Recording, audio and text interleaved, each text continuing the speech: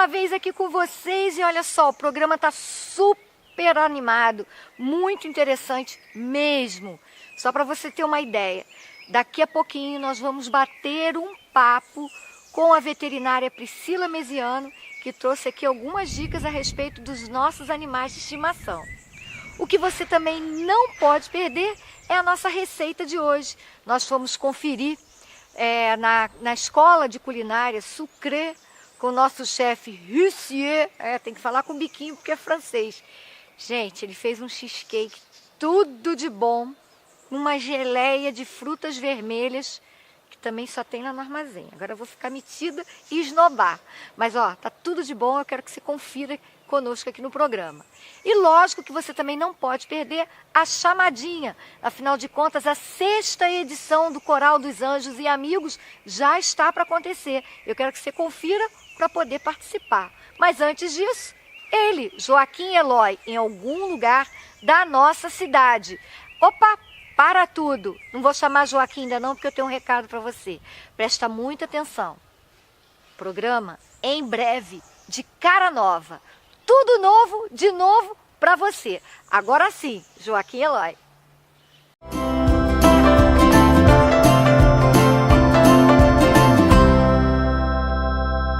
E mais uma vez com o nosso querido professor Joaquim Eloy, nosso HD vivo. Aliás, durante todo o mês nós estamos no bairro Bingen. No bairro Bingen. E permanecemos. Permanecemos, exatamente. É muita história aqui também, né? É, porque é um dos bairros mais populares, mais antigos, né? E mais povoados de Petrópolis. É, professor, não tem aquela história da praça? Tem uma história de... A mesma praça, o mesmo banco, as mesmas flores do mesmo jardim. Petrópolis tem uma história muito interessante sobre praça. O engenheiro Keller, que desenhou a cidade, ele criou para cada quarteirão, naquela época chamava-se quarteirão, ele criou para cada quarteirão, olha, cada quarteirão, ele criou uma praça, ele desenhou uma praça. E a praça do Bingen... Mas peraí, eu não estou vendo praça nenhuma aqui.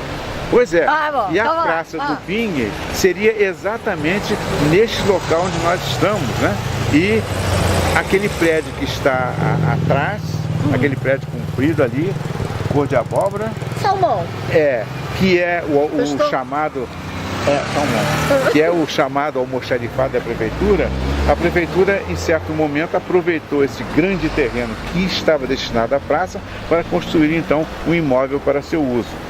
E assim, umas outras 6 praças deixaram de ser construídas em Petrópolis porque acabaram sendo vendidas, negociadas, aproveitadas por terceiros e as praças não saíram. Então aqui era para ser a praça do Bingen. O Bingen não tem uma praça. Não tem, porque seria aqui. Seria aqui. Já percebeu isso, que ela não tem uma praça? Não tem, é verdade, porque a Mosela tem. A Mosela tem. A da Serra tem. Tem. Alguns São Sebastião tem. Tem. Agora, o Bingen, esse bairro portentoso que é, não tem a sua praça. Seria aqui. Exatamente aqui. Exatamente E aqui. outra coisa então, professor, dever de casa, eu vou querer saber onde estão as outras 6 possíveis praças que não existem. Olha, tem uma outra aqui no Bingen, naquele outro lado, que hoje é uma casa, uma mansão, um terreno muito grande. Tem lá no Itamaraty, que deixou de ser construída. Tem ali na Renânia, a atual Washington Luiz também tinha um projeto de uma praça ali que não saiu. E o que aconteceu com o projeto de Keller é que muitas praças que deveriam hoje estar dando lazer para o povo são construções particulares ou pertencentes ao governo e infelizmente isso aconteceu e nós não temos aí para a população um recanto de alegria, de confraternização, de brinquedo para as crianças por causa da ganância imobiliária. Nossa, fortíssimo. Não é? Então, é isso que aconteceu com Petrópolis. E hoje em dia, retomar isso para a praça é praticamente impossível. Praticamente. Então nós vamos fazer o seguinte, qualquer dia nós vamos mostrar esses locais. Exatamente. O pessoal que está em casa. Vamos mostrar. Mas enquanto isso, vamos ficar por aqui? Vamos ficar por aqui. Na mesma praça? Na mesma praça, no mesmo banco. As mesmas flores, os mesmos jardins. Conhecendo Petrópolis. Apoio Cultural Visu Brasil. Eu sempre tive um estilo próprio de me vestir. Tanto é que eu mesma sempre cuidei do meu visual. Mas aí durante muito tempo eu fiquei refém. Até que agora eu descobri uma loja que tem tudo o que eu preciso e que eu gosto. Visu Brasil. Vem comigo conferir.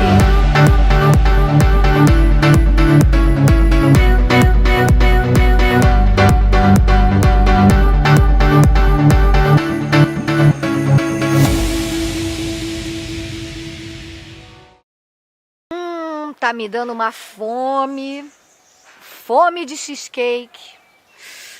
Ai, que delícia! Olha essa receita maravilhosa que o chefe Rissier preparou aqui para o programa.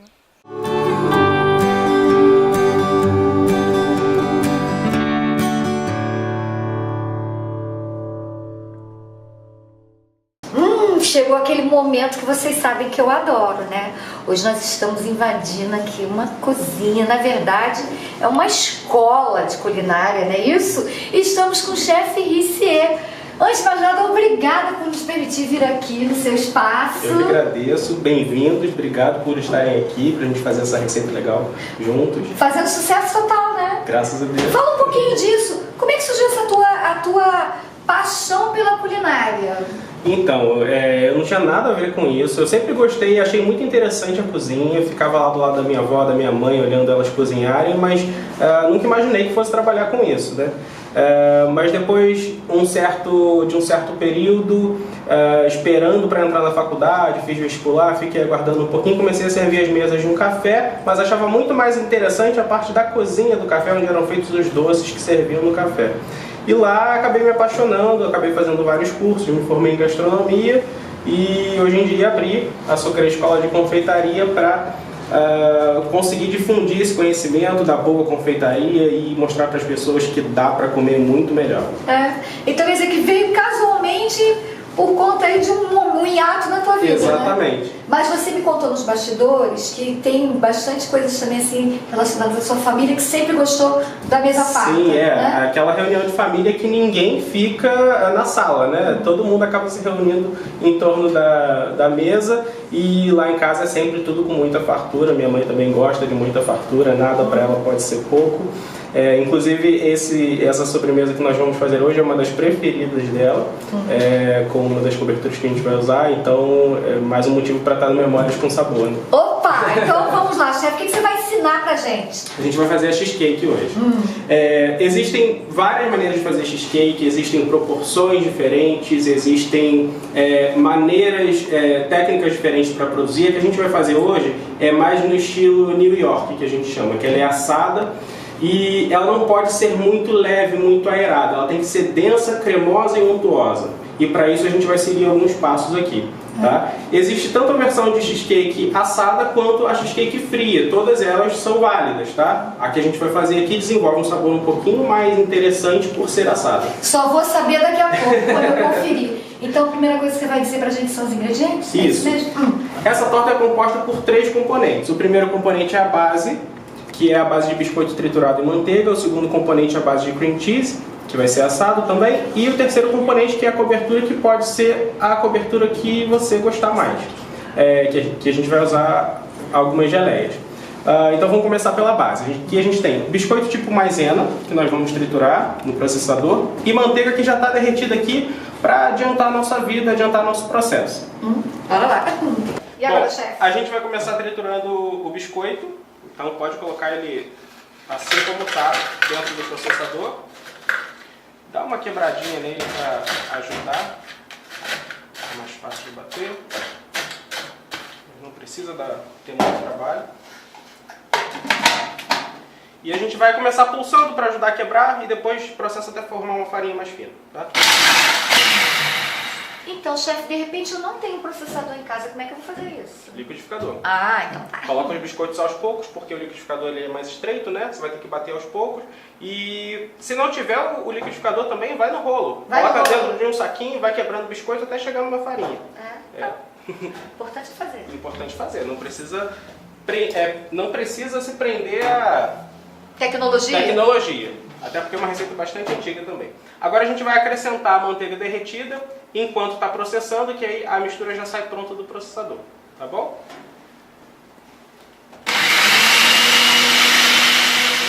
Bom, se a gente quiser, pode saborizar essa massa base, botar raspas de limão, de laranja, vai tornando a cheesecake cada vez mais interessante, tá? Se eu quiser mais doce, coloco um pouquinho de açúcar. Se eu quiser, como tá também, já fica ótimo, que não fica tão doce. Posso colocar uma pitadinha de sal.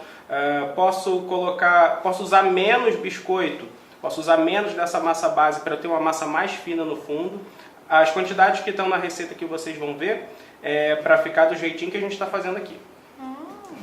A maioria das formas para cheesecake, as pessoas preferem forma desmontável, com fundo removível. Só que como a gente vai assar nosso cheesecake em banho-maria, eu prefiro essas formas simples de fundo fixo, que a gente chama.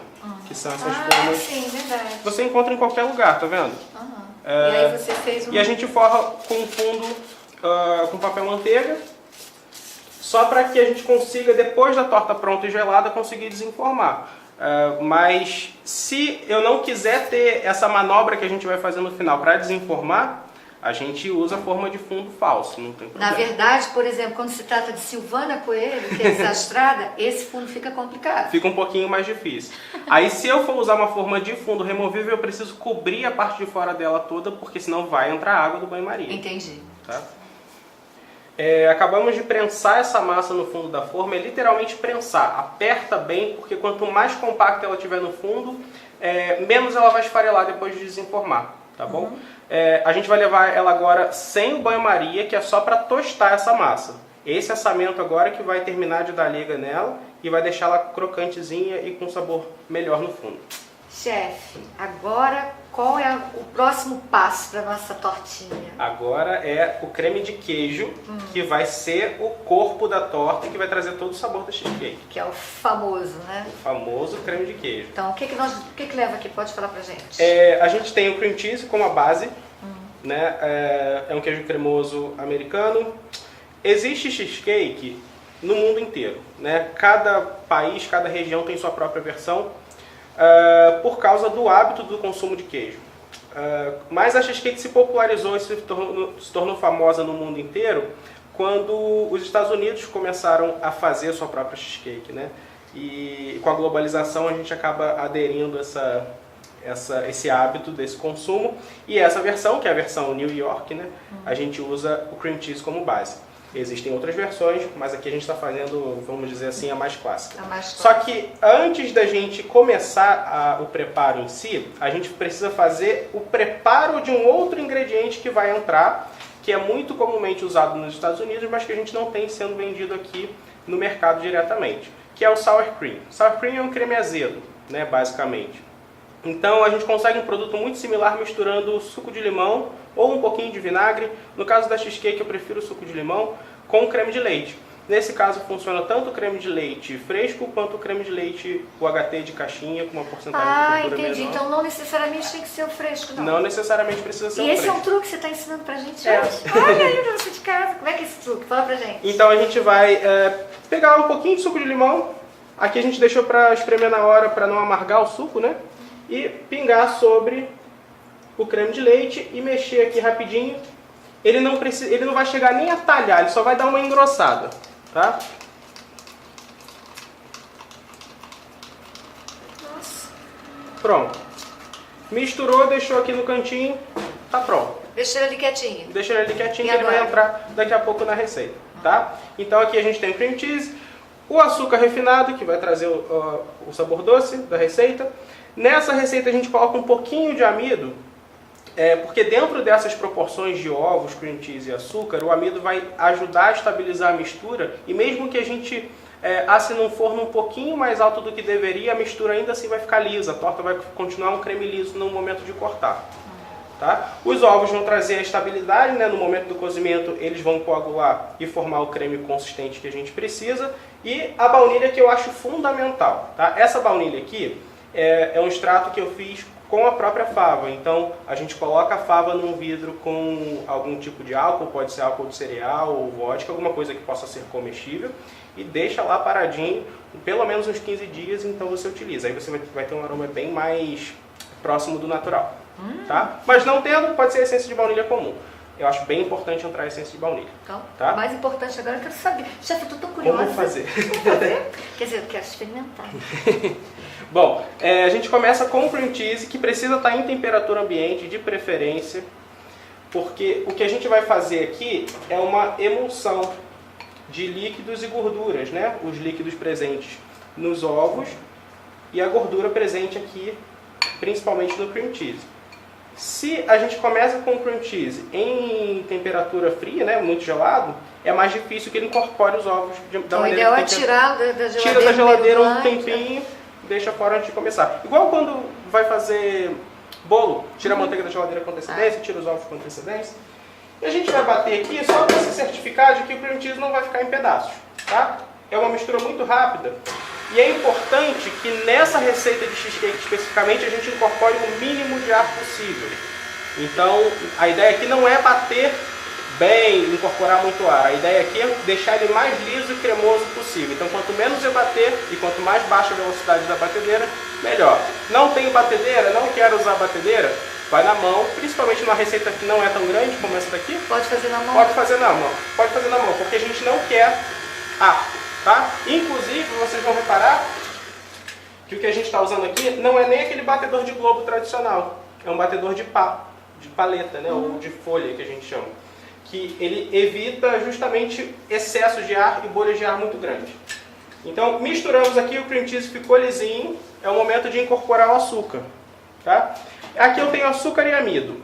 O amido, como entra numa quantidade pequenininha, eu vou colocar ele misturado no açúcar porque ele dilui mais facilmente. Se eu esquecer de colocar nesse ponto, não tem problema, eu acrescento ele em seguida após o açúcar.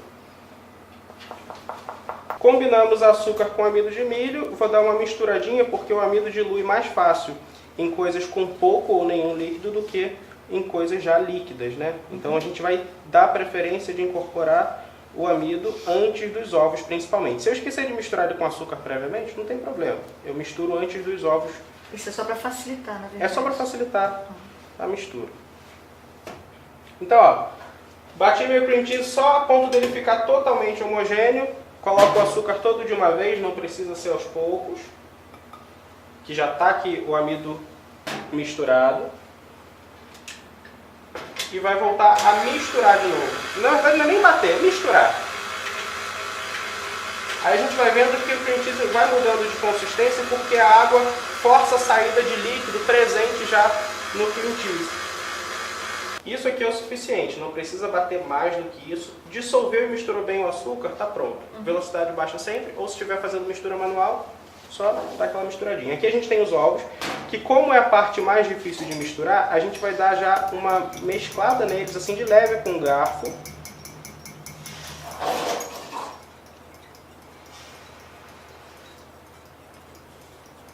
E, para não esquecer, a gente já vai incorporar a baunilha aqui nos ovos. Se eu não puser a baunilha aqui, não tem problema. Coloco a baunilha no final do processo. Vamos colocar os ovos aos poucos. Então, voltando aqui. Velocidade baixinha.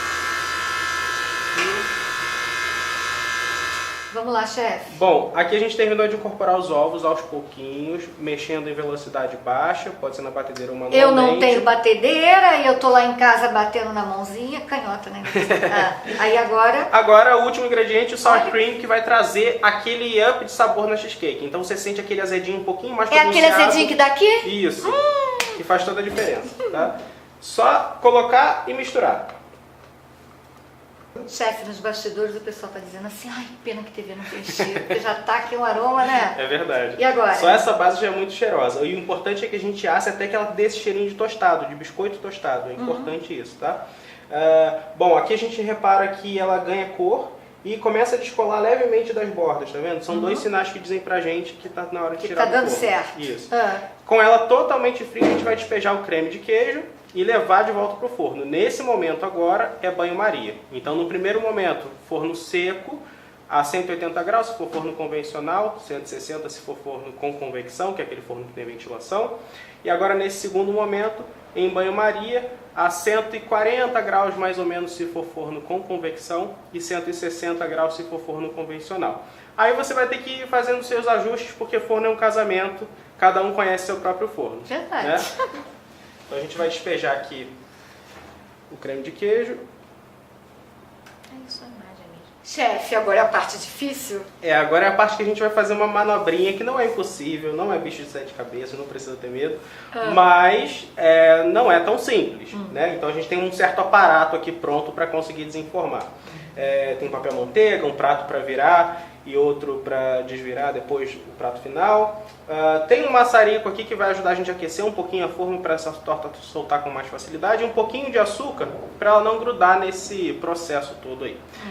Quando a gente tira ela do forno, aqui nossa torta já está completamente assada, a gente tirou do forno e deixou ela bastante tempo na geladeira. Quanto mais geladinha ela tiver, melhor para desenformar e melhor também o paladar. Tá? É normal que ela sue um pouquinho a superfície, tá vendo? Até porque quando a gente põe na geladeira a gente vai colocar coberta, né? Com algum tipo de plástico, alguma proteção. Então a gente vem com um papelzinho toalha, secando, dando uns tapinhas, só para tirar esse excesso de líquido. Porque isso pode fazer, inclusive, que a geleia escorra mais do que o necessário quando a gente puser a geleia por cima. Então é só tirar esse excesso de umidade. Delicadamente, assim, dando uns tapinhas com o papel.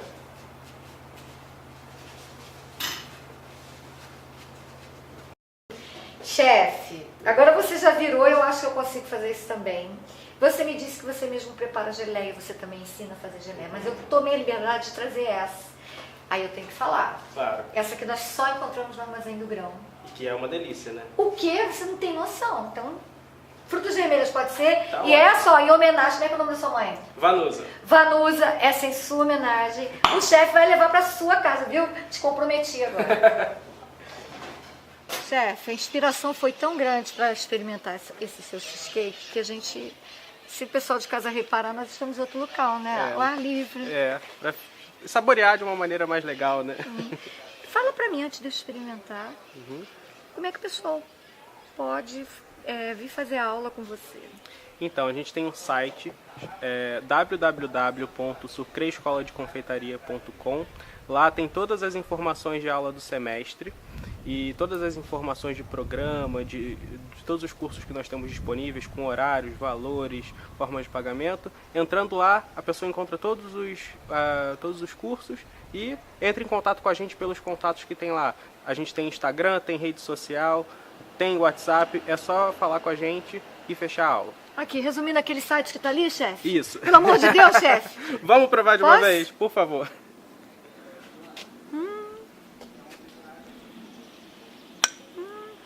Crocantinha na base. Nossa senhora, sensacional. Tem direito a marmita? Por favor. Chefe, amei Que bom. estar aqui com você, estar com toda a sua equipe. Eu também. Sensacional o seu trabalho. Muito obrigado. Podemos invadir novamente?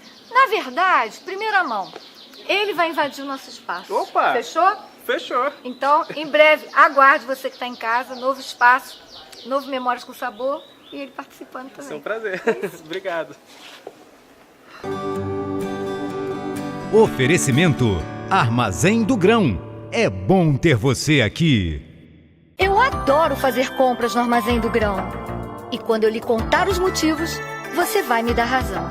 Aqui eu encontro rampa de acessibilidade, estacionamento, adega climatizada, serviço de autoatendimento, produtos dietéticos e sem glúten, feira orgânica, o melhor açougue da cidade, acolhimento e muito mais. Venha conferir. Armazém do Grão. É bom ter você aqui.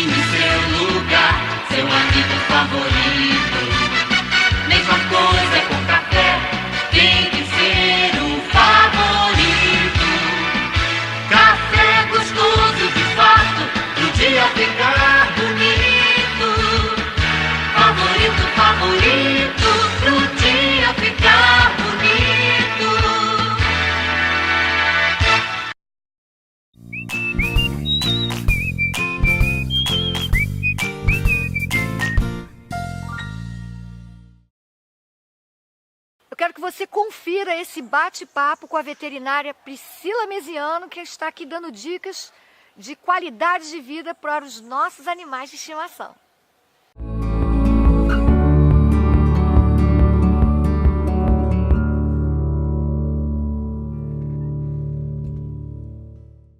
E hoje nós estamos mais uma vez na Clínica Veterinária Amigo Bicho para falar um pouquinho, né, dos nossos pets. Afinal de contas, cada dia que passa as pessoas têm mais envolvimento afetivo com os seus animais de estimação e mais que isso, nós precisamos ter responsabilidade. E nada melhor para falar no assunto do que ela, doutora Priscila Veziano. Seja bem-vinda. Obrigada. Quer dizer, na verdade, eu que estou invadindo, né, a clínica. Seja bem-vinda sempre. Doutora, queria falar a respeito de um assunto que me parece muito pertinente. Doenças renais nos animais de estimação. Tem pessoas que às vezes não acreditam que os animais têm doenças muito parecidas com a nossa, né? Mas é isso mesmo? É isso mesmo, eles têm sim, infelizmente eles têm muitas doenças que a gente tem e ainda outras doenças particulares deles, né? A doença renal no cão e no gato é bem comum, no gato até mais comum do que no cão, mas ambos os animais têm essa doença, né? Como nós seres humanos também temos. Agora, nós seres humanos reclamamos, por exemplo, de um cálculo renal, né? Nós sabemos que estamos com a dor.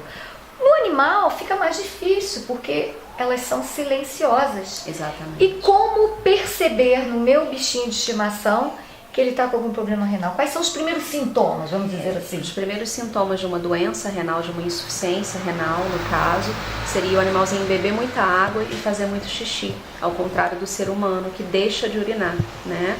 Isso é bem diferente na gente do que neles, né? Eles bebem muita água e fazem muito xixi, normalmente emagrecem porque ficam inapetentes, deixam de se alimentar bem. Então o bichinho fica mais magrinho, bebe muita água, faz muito xixi, fica mais prostradinho, mais deitadinho no cantinho. Então se você notar que seu bichinho está tristinho, bebendo muita água, fazendo muito xixi e comendo menos, vale a pena levar ao veterinário, porque pode ser o início de uma doença renal, de uma insuficiência renal. Né? Inclusive assim, o gato, por ser mais preguiçoso, ele bebe menos água. Bebe menos água, exatamente. Habitualmente. Aí no caso é o contrário, ele começa a ingerir... Começa a ingerir mais água, você vai ver que o nível da vasilhinha vai descer mais, ou ele vai começar a procurar ir na pia, beber mais água, né? E vai usar mais vezes a caixinha de areia. Você vai gastar mais areia ali, você vai ver que a sua areia está acabando mais rápido. É, né? Como se desidratasse? É como se desidratasse, exatamente. O animal desidrata mesmo. Desidrata mesmo. Então esse é o primeiro sintoma? É o primeiro sintoma. Mas não é o único? Não é o único. Quais são os outros? Assim? E aí no avanço da doença renal, se não diagnosticada e não tratada, aí o animal vai desidratando, vai emagrecendo mais. Se ureia e creatinina, que são os parâmetros, né, sanguíneos que a gente coleta, né, sangue para ver como é que está o rim, vão elevando, aí o animalzinho pode começar a ter úlceras na boca, aftas grandes na boca, um mau hálito muito grande na boca, a gente sente aquele hálito urêmico, né, muito ruim. O animal pode ter diarreia, vômito com sangue também, porque a ureia e creatinina muito elevadas vão ferir todo o trato gastrointestinal do animal. Então essas úlceras que a gente vê na boca também tem úlcera no estômago, no intestino. Então é uma doença muito sofrida para o bichinho se não tratada e não diagnosticada a tempo. E pode levar a óbito. Então quanto antes o proprietário perceber essas alterações no animal, levar ao veterinário, muitas vezes há chance de reversão, né? Se for uma insuficiência renal aguda, às vezes dá tempo da gente tratar e reverter e o animal pode ficar bem. Outras vezes não. Dá para o animal ficar um insuficiente renal crônico, com um tratamento que pode ficar muitos anos aí tratando e ficar bem. Entendi. Agora, esses sintomas, ele vale tanto para o cachorro quanto para o gato? Sim, os sintomas são muito parecidos. Sim. Eles têm cálculo renal também, doutora? Tem cálculo renal também. Olha Tem só. cálculo renal também. E aí os sintomas do cálculo renal são dor, né? Que eles não vão falar com a gente, mas você vai ver que o bichinho vai estar mais tristinho. Às vezes ele reclama ao urinar, às vezes pode urinar com sangue ou ter dificuldade ao fazer xixi. Você vai ver que ao invés do bichinho ter que fazer um jato contínuo de xixi, ele vai fazer um jato pingando xixizinho, fazendo pocinhas de xixi pequenas ou pocinhas com sangue, gotejamento de sangue, ou vai a caixinha de areia ou o cachorrinho levanta a patinha para fazer xixi e não sai o xixi. Aí isso é uma emergência. Se o bichinho tiver dificuldade de fazer xixi, tentar fazer e não sair, você tem que pegar o bichinho na mesma hora e correr ao veterinário, porque ele pode estar obstruído por um cálculo, por uma pedrinha, e aí tem que ir ao veterinário para desobstruir e fazer o bichinho fazer xixi. Por isso que sim, às vezes é muito relativo quando a pessoa fala, eu quero um animal de estimação. Se a pessoa não tiver essa consciência da responsabilidade de conhecer seu bichinho, passa despercebido e chegando ao óbito muitas vezes. Chegando ao óbito, com certeza. Porque aí já não dá mais tempo. Não dá mais tempo. Isso é uma emergência mesmo, porque pode romper, tem uma ruptura de bexiga, né? E aí perdeu o animalzinho. Então, tão logo tem esses sintomas que você acabou de dizer aqui pra gente, tem que correr pro veterinário. Tem que correr pro Não dá pra veterinário. fugir. Não, infelizmente não dá pra fugir. Mas prevenção, existe alguma? Existe, sim. Para o gato, no caso, aumentar o número de vasilhas de água pela casa, né? Colocar aquelas fontes de água corrente, isso é uma maneira de estimular o gato a beber mais água, né? No caso do cão, você dá comida úmida, sachê, patê, né? Também estimular ele a beber mais água, botando mais vasilhas também, é uma boa tática. E a maior prevenção é levar ao veterinário pelo menos uma vez ao ano ou a cada 6 meses para fazer um check-up. Né? Igual a gente faz check-up uma vez ao ano, fazer um examezinho de sangue, um exame de urina, para ver se está tudo bem, principalmente quando o animalzinho já está ficando mais velho. Porque a doença renal é mais comum nos animais mais velhos. Então, a partir de 6 anos de idade, esse check-up é importantíssimo. Porque às vezes a gente percebe que o animalzinho vai ficar renal antes dele ficar de fato renal. Então dá pra gente entrar com um manejo terapêutico e dietético antes do animalzinho ficar doente, para evitar que ele fique realmente doentinho. Ou seja, no caso dos animais, prevenir também continua sendo o melhor remédio? Com certeza. Literalmente? Literalmente. Aqui, podemos voltar? Com certeza. Falar de outros Sempre. assuntos dos nossos animais? Com certeza. Obrigada, doutora.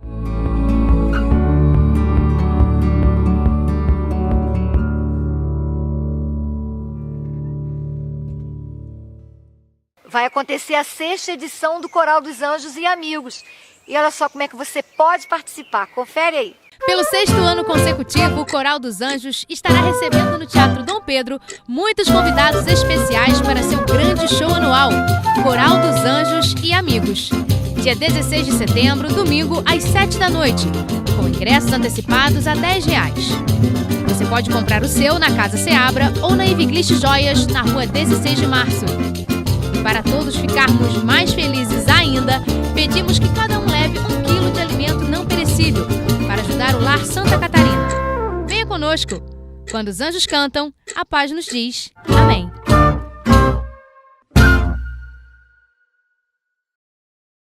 E eu estou indo embora, mas você de casa não sente saudade. Aliás, antes de eu ir embora, eu quero deixar um recadinho. Você pode conferir tudo o que acontece aqui no programa Viver Bem no nosso canal no YouTube, Silvana Coelho, esse que está aí na telinha. Tchau, gente, não sente saudade porque eu volto.